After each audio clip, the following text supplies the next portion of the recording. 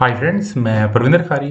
Friends, आज की हमारी video James Webb space telescope की है। फ्रेंड्स, इस टेलीस्कोप को लेकर सबसे जो रोचक पहलू है वो यही कि इस टेलीस्कोप की डिज़ाइन बनाने में, लॉन्च करने में कुल मिलाकर 15 से ज़्यादा स्पेस एजेंसीज का इन्वॉल्वमेंट है। 15 से ज़्यादा देशों का इन्वॉल्वमेंट है, अगर मैं सही शब्दों में कहूँ तो। यूनाइटेड स्टेट्स के अलावा Canadian Space Agency, European Space Agency, Australia, Belgium, Denmark, France, Germany, Ireland, Italy, Netherland, Spain, Sweden, Switzerland, United Kingdom, इनका डायरेक्ट कंट्रीब्यूशन रहा है इस स्पेस टेलीस्कोप को लेकर।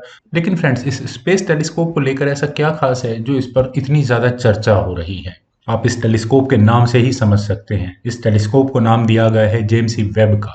ये नासा के एडमिनिस्ट्रेटर रहे हैं 1961 से 1968 तक के बीच में, और इनका अपोलो प्रोग्राम यानी कि जो चंद्र मिशन था नासा का, उसमें एक बहुत ही अहम किरदार रहा है। 25 दिसंबर 2021 को फ्रांस की एरियन स्पेस रॉकेट ने इसको लॉन्च किया है। फ्रेंच गुयाना, साउथ अमेरिका के अंदर ब्राजील के ऊपर कहीं फ्रेंच गुयाना आज भी फ्रेंच की एक कॉलोनी है जहां से लॉन्च किया गया है। वैसे तो फ्रेंड्स, स्पेस में पहले ही कुछ टेलीस्कोप्स हैं, हबल जिसमें अग्रणी है, चंद्रा टेलीस्कोप। लेकिन आखिर ऐसी क्या जरूरत पड़ी कि एक नई टेलीस्कोप जेम्स ई वेब उसको लॉन्च करना पड़ा? फ्रेंड्स, इस नई टेलीस्कोप को लेकर जो मुख्य इसके काम रहने वाले हैं वो बेसिकली चार, या हम दो कैटेगरी में भी उसको समराइज कर सकते हैं। सबसे पहला कि स्टार्स की formation just after big bang, मतलब यूनिवर्स की सबसे पहली लाइट को ढूंढना, यानी कि earliest Galaxy of this universe, उनको सर्च करना। साथ ही साथ वे गैलेक्सी किस तरह से बनी, यानी कि इसका मतलब किस तरह से हमारा यूनिवर्स बना। साथ ही साथ ये टेलीस्कोप एक्सोप्लैनेट के एटमॉस्फेयर की भी स्टडी करेगा। वहां पर लाइफ फॉर्मेशन की पॉसिबिलिटीज को भी जेम्स वेब टेलीस्कोप सर्च कर सकता है। यानी कि अगले आने वाले 10 साल में हमें बहुत कुछ स्पेस के बारे में नया जानने को मिलेगा। हो सकता है किसी दूसरे ग्रह के ऊपर जीवन के बारे में हमें इस आने वाले दशक में पता चल जाए। तो चलिए देखते हैं आखिर इस जेम्स वेब टेलीस्कोप में ऐसा क्या खास है जो हबल या चंद्र टेलीस्कोप में नहीं था। सबसे पहली बात तो ये कि इसका ऑप्टिकल लेंस। फ्रेंड्स, ये ऑप्टिकल लेंस 6.5 मीटर डायमीटर है इसका ऑप्टिकल लेंस का। 6.5 मीटर अगर आप इसे कंपेयर करें हबल के टेलीस्कोप से, जिसका कि डायमीटर सिर्फ 2.5 मीटर था, यानी कि तकरीबन तकरीबन 7.25 फुट, तो इसका मतलब लगभग 5.5 गुना ज्यादा लाइट वेब्स टेलीस्कोप वहां रिसीव करने वाला है। इस टेलीस्कोप को बनाने के लिए 18 हेक्सागोनल मिरर्स हैं, जो कि गोल्ड प्लेटेड है बेरिलियम के ऊपर। फ्रेंड्स, इतना सेंसिटिव इंस्ट्रूमेंट है, इसको प्रॉपर वर्क करने के लिए हमें सिर्फ 50 केल्विन टेम्परेचर पे इसे मेंटेन करना होगा। 50 केल्विन का मतलब -223 degree Celsius in minus, remember this. Hubble telescope पृथ्वी से सिर्फ 550 किलोमीटर की ऊंचाई पर है।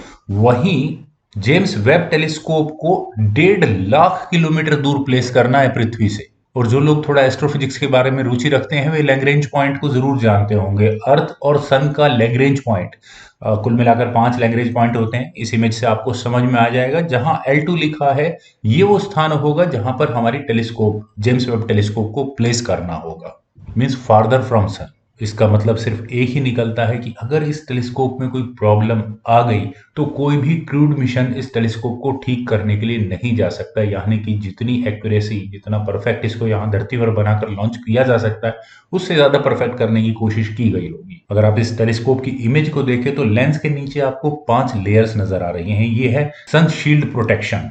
फ्रेंड्स, ये 5 लेयर है कैप्टॉन ई की। आपने इलेक्ट्रॉनिक सर्किट बोर्ड्स में एक ब्राउन सी फिल्म देखी होगी, लगभग एक ह्यूमन हेयर के विड्थ के बराबर ये कैप्टॉन की लेयर लगाई गई है, जो कि एल्यूमिनियम कोटेड है, जिसे सिलिकॉन डॉप्ड है। मतलब अगर सोलर फ्लेयर्स आती हैं तो उससे हमारे टेलीस्कोप को कोई बहुत ज्यादा फर्क ना पड़े। फ्रेंड्स, अगर हम कंपेयर करें वेब्स टेलीस्कोप और हबल टेलीस्कोप का, no doubt James Webb telescope काफी हायर है, उसका सॉफ्टवेयर हार्डवेयर दोनों अपग्रेडेड है, बहुत बड़ी है साइज में। लेकिन एक और खास बात है जो हबल के अंदर नहीं थी। हबल जो रोशनी देखती थी वो विजिबल स्पेक्ट्रम की है। जेम्स वेब टेलीस्कोप को इंफ्रारेड स्पेक्ट्रम देखने के लिए बनाया गया है। क्यों इंफ्रारेड स्पेक्ट्रम देखना है हमें? फ्रेंड्स, एक बड़ी सिंपल सी बात है, there is a speed of light.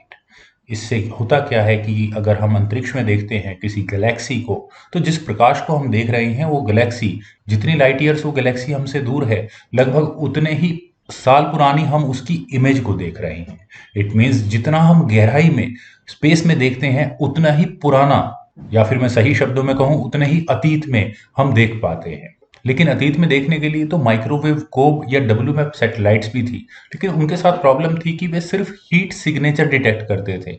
Big bang के 3,80,000 साल तक वो बैक चले जाते हैं, लेकिन उससे आगे वो भी नहीं देख पाते। पर विजिबल लाइट यानी स्पेस की पहली लाइट को ये डिटेक्ट नहीं कर सकते, अमल तो कर ही नहीं सकता। अब चूंकि गैलेक्सीज एक दूसरे से दूर जा रही हैं, तो वहां से जो लाइट हमारी तरफ आ रही है वो रेड शिफ्ट हो रही हैं। जो डॉपलर इफेक्ट को समझते हैं वो आराम से इस बात को समझ जाएंगे।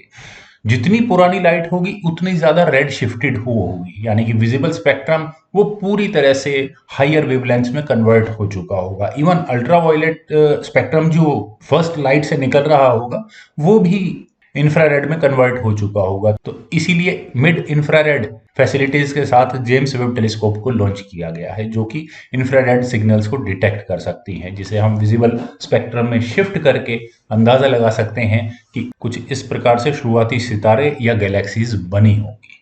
ये तो ही गैलेक्सीज या स्टार्स की बात।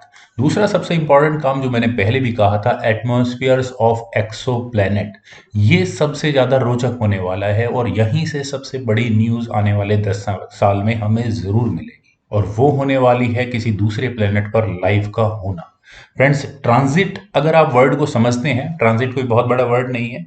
अगर हमें किसी सितारे के चारों ओर किसी ग्रह का पता लगाना हो तो उसका एक बड़ा सरल सा मेथड है कि अगर हम उस सितारे की तरफ देखते हुए उसके प्रकाश में कुछ कमी आए, तो इसका मतलब उसके सामने से कोई उसका ग्रह निकला है, और इस चीज को बोलते हैं ट्रांजिट। पृथ्वी पर रखे हुए टेलीस्कोप जो हमें बताएंगे कि वहां से एक एक्सोप्लैनेट पास करने निकलने वाला है, तो James Webb telescope spectroscopy method से प्लेनेट के एटमॉस्फेयर को ऑब्जर्व करेगा, और वहां पर अगर लाइफ के लिए एसेंशियल इंग्रेडिएंट्स हैं तो माइट भी एक बहुत बड़ी न्यूज हमें जल्दी ही मिलने वाली है। वैसे तो फ्रेंड्स, इस जेम्स वेब टेलीस्कोप से हमें बहुत कुछ मिलने वाला है, और जैसे भी जो डिटेल्स मेरे पास आएंगी मैं ज़रूर आप लोगों के साथ शेयर करूंगा। तो इसी के साथ आज के लिए अलविदा। तो अगर आप लोगों को ये वीडियो पसंद आई हो तो आप लोग इस वीडियो को लाइक, शेयर और मेरे यूट्यूब चैनल को सब्सक्राइब ज़रूर करें। आपके कमेंट्स का मुझे एज यूजुअल बेहद इंतजार रहेगा। Thank you for watching and bye for now.